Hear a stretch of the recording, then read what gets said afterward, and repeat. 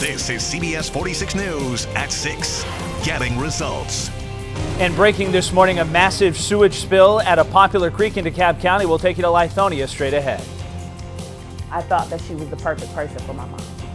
And all of a sudden, there was no more communication. The search is on for 2 missing women and a caretaker. Police need your help to find them. The number of confirmed coronavirus cases on the rise, and that means the global economy is on a decline. How the deadly virus is affecting your wallet. Daniel. And we're doing a little reading today. It is our CBS 46 Cares Books to Kids. I'll tell you where we are in a live report next.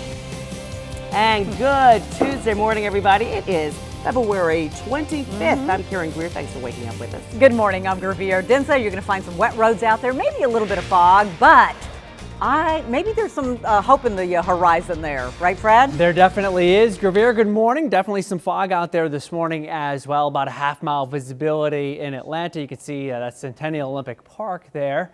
And it is kind of fogged in this morning. Nothing too thick, no dense fog advisory in effect, but do want you to be aware that you will run into some patchy dense fog this morning. Visibility is not a problem as you go far to the north, but it's about a half mile, it looks like, in the I-20 corridor where the temperature is right around 50 degrees. It's a bit cooler to the north.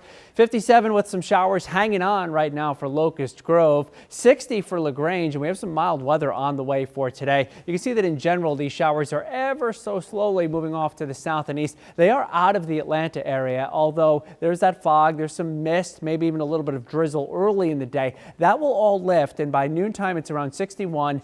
And this afternoon, looking forward to this, getting up into the mid-60s, even without a lot of sunshine in the forecast. So some fine weather ahead for this Tuesday. We're talking about colder times, though, coming our way later on in the week. I'll get to that coming up in less than 10. Let's check in now. Here's Rodney Harris. He has your pinpoint traffic. Good morning to you, Fred. So we have another incident, a completely separate incident on the connector this morning. This is 85 as soon as you take 85 from the connector going northbound. So just a heads up for those of you on the top end of the connector. Again, it's right when 85 starts leaving the connector going toward the north and east. You can see several emergency vehicles here and a couple of lanes that are blocked. So heads up for those of you on the connector as you take 85 northeast, not 75, but 85. Well, look at this in 3D and you can see right around 17th Street before 17th Street, those cars are starting to turn yellow on the connector as you go northbound. So again, a heads up to you. We're going to continue to keep you up to date on this. Right now it's a minor incident, but we'll watch it for you and we will have more weather and traffic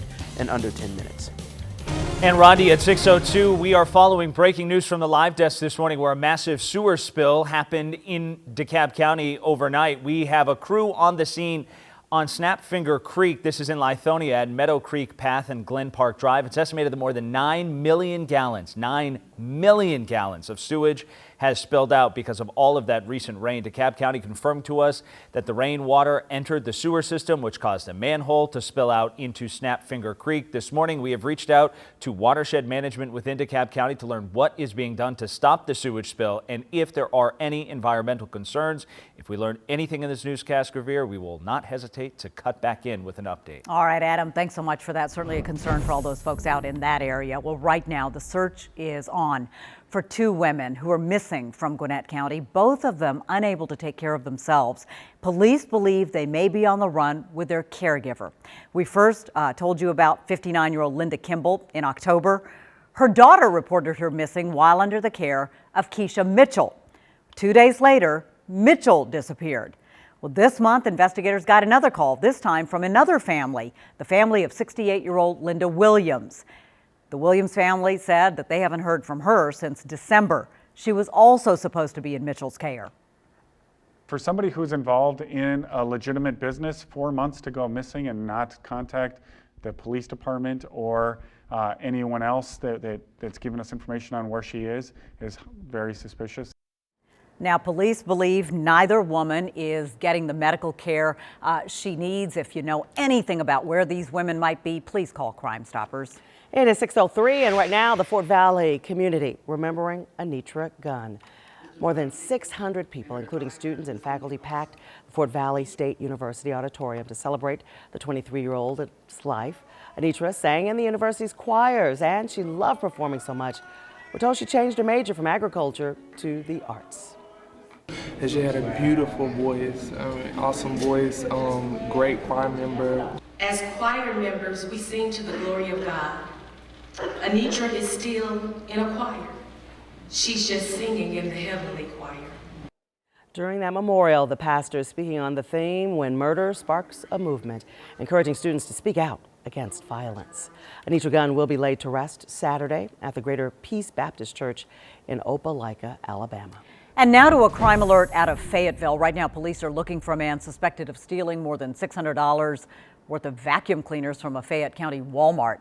Investigators say he left through an emergency exit door. He was last seen in a silver hatchback-style car. So if you have any information, please call the City of Fayetteville Police Department. That number is on your screen right now, 770-461-4441. As more cases of the coronavirus are confirmed globally, the disease is also taking a toll on the world economy. Yesterday, the Dow dropped more than 1,000 points, and stock markets worldwide taking a plunge. Right now, there are more than 50 confirmed cases in the U.S., but health officials say that number will probably rise. Given the high-risk environment that the Diamond Princess cruise ship passengers came from, I would not be surprised if we have additional cases. The White House requesting $1.25 billion in emergency funds to address the disease. Senators will meet for a classified briefing about the virus this morning. It is 6:05. A lot of you getting up and at 'em, getting ready to get your youngsters off to school today. Well, today we're at a school too. It's our 14th Books to Kids event. CBS 46's Daniel Wilkerson's live in Gwinnett County at Stripling Elementary, getting ready for the young people there. And Daniel, going to be a great day for them and us as well. Yes, and guess what? It's going to be a total surprise for them. I think this is the first time we've actually kept it a surprise for the students, so they are in for quite a treat. I usually tell you that we rolled out the red carpet, but I tell you they have also rolled out the red carpet. We're going to speak with the principal here in just a minute, but I want to show you this. It's all about this, folks, books. Each child will take home 5 books. They're theirs to keep. They don't have to bring them back. These are just a few of those books. These are for 5th graders. They're all grade appropriate. They're broken down. Marcus, if we show those bins back there, they're all broken down by grade as we usually do. But thanks to our sponsors, we were able to bring out nearly 3,700 books for these kids. Through today, we will have given away some 50,000 books to some well-deserving elementary school students. I want to bring in Dr. Valdez. No relation to Jennifer Valdez? No, sir. So you said this is a total surprise for them. This is a total surprise for our students. So we are so thankful for this opportunity for them. Why is it so important that they be able to read at this level? Early literacy is such a critical skill and such a foundational skill for students. So it's important for them to be exposed with text, whether that's fiction or nonfiction, at these early levels of school so that they are prepared for careers and for college. And they will be so excited, I imagine. They are. And we're excited for them. And I have a little token of appreciation for you on behalf of the students and staff of Stripling for all that you're doing. So CBS, thank you, as well as all the partners. Well, we appreciate it. It's one of our favorite things to do. I want to show you this. Thank you so much for your time. Can't wait for them to come out. Take a look, folks. As I said, we usually roll out the red carpet, but I have never seen an elaborate setup like this. They have these huge books. Probably big enough for me to read. Take a look at that. You see the background here, reading will take you places. Their favorite CBS 46 personalities will be reading to them, as well as usually the superintendent will come in, and then they will sit in these chairs. Usually they sit on the floor, but look, they have chairs to sit in. So we are so excited. As I said, this will take us through 50,000 books given away, and it's going to be a fun day. We're live in Norcross in Gwinnett County this morning. Daniel Wilkerson, CBS 46 News. It will be a lot of fun. Karen, you're headed out there as soon as we get done in just a little bit. Hope their parents aren't watching or they're moving the kids away so they won't know that we're doing this for them special. Thanks, Daniel. Hey, what we do want to tell you, though, is that we couldn't do it without our sponsors, and Daniel mentioned them. They're just absolutely fabulous. Ken Nugent, attorneys at law at Georgia State University, 2 Men in a Truck, Page Turners Make Great Learners, Georgia's Department of Education, McDonald's, and Roncalli Subaru of Kennesaw. I know. I was checking on the weather too. That's always Yeah? important, and it looks pretty good there. Temperatures will be in the 60s, cloudy skies, about the same story that we're going to see locally here today. So all this rain that we've seen so far this winter, getting a break from it this afternoon. It is now the 5th wettest winter on record in Atlanta. We have had one in recent memory that was even wetter than this back in 2015-16, but this has been something else so far, especially this month of February, now the 2nd wettest on record. This morning, some patchy fog out there at the bus stop, temperature about 50 degrees. And this afternoon, you're looking at it getting up into the mid 60s with the sun possibly breaking through at times. Quarter-mile visibility right now for Carrollton, about a half-mile for Atlanta. So some locally dense fog out there this morning. Rain still showing up to the south and to the east, but it is drifting away. Things are relatively quiet, still kind of damp in the metro, and there are those showers moving away, but you're still dealing with them as you get out to Eatonton on I-20 well to the east, and most of the rain will be pushing off to the east. You can see in New Orleans, they have cloudy skies, but right now it is dry. Temperatures rising into the low to mid 60s at least this afternoon. If we can get into some sunshine as depicted here, it may get to 70 in some spots. Enjoy it because there's much colder weather coming our way. Tomorrow, the transition day, we go from around 50 early in the day to the mid and upper 50s in the afternoon. The breeze, though, kicks in and that cools things down for us tomorrow. In fact, we are looking at a couple of snow chances up in the mountains above 2,000 feet. First one is Wednesday night as that colder air moves in, and then the second one a little bit later on, looks like Friday night into early Saturday.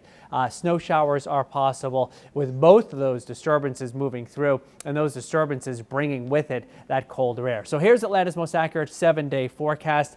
How chilly? How about 47 for a high on Thursday and only near 50 on Friday and Saturday.